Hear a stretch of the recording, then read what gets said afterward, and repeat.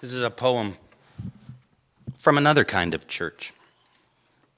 In the church of deep woods.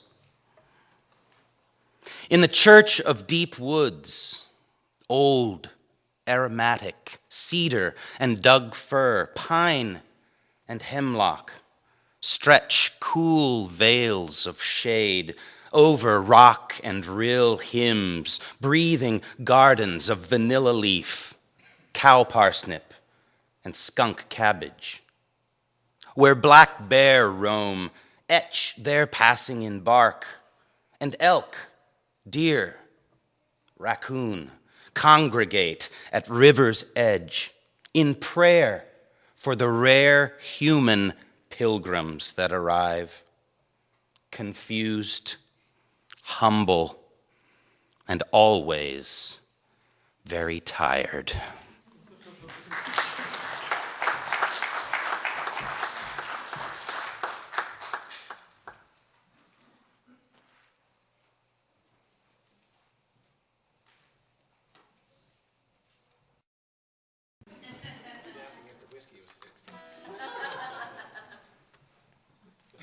This is a poem from the Arctic National Wildlife Refuge up in the great land of Alaska.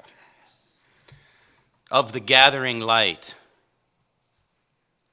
A fire built in the soggy dawn sputters blue clouds as tattered flames lick steaming rocks, and the refugees of sleep huddle in shivering prayer.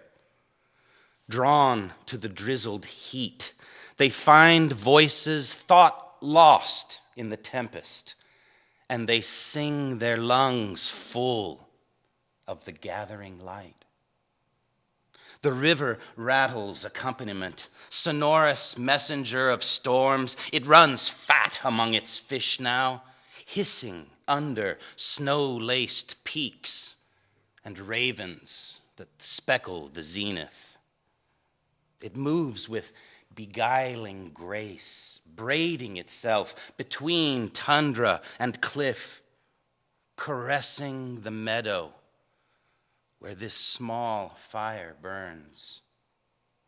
Enlivened by the conflagrations of willow and sky, these pale silhouettes cavort in the smoky mist at river's edge, captive to an endless music. Celebrants and dreamers, mad priests and followers, inheritors of the gathering light.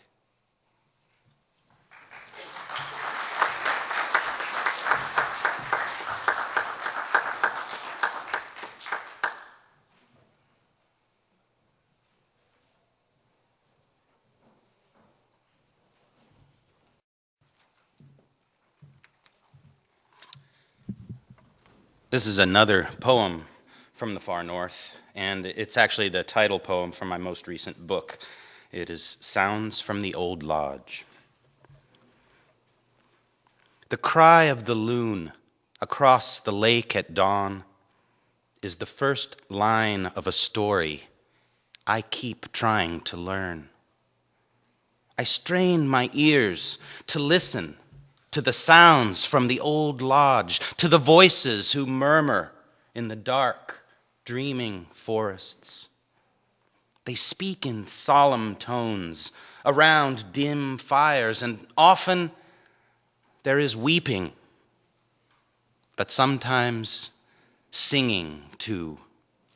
It is loon and raven and otter and bear sharing their tales of chase and their worries of friendless winter, the vanishing trees, the salmon nearly gone.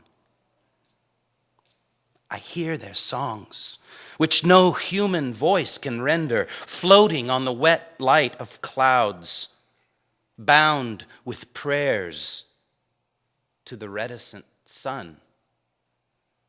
Music with the scent of blood.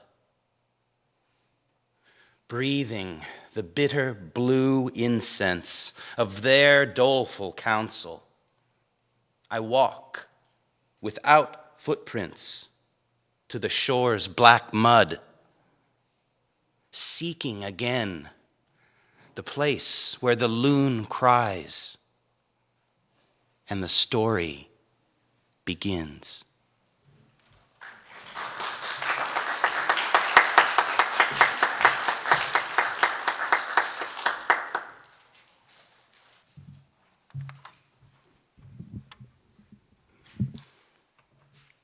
Chasing the foot-long rainbow. Morning in spangles of yellow aspen along the delicate slither of Baker Creek. My head still groggy with stars and Orion hanging on the edges of my dreams. I take to my hunt with rod and reel, driven by a pilgrim's zeal through thorny thicket and brambly bog. I am mad in pursuit of the foot-long rainbow that flashes like silver, like ruby, like gold in small swirling holes, elusive, alluring, addictive. I leave tokens of skin and ribbons of blood on logs, branches, and boulders, desperate and exultant. I offer myself to the jeweled goddess of this stream, who, with tenderness and gentle mercy, throws me back.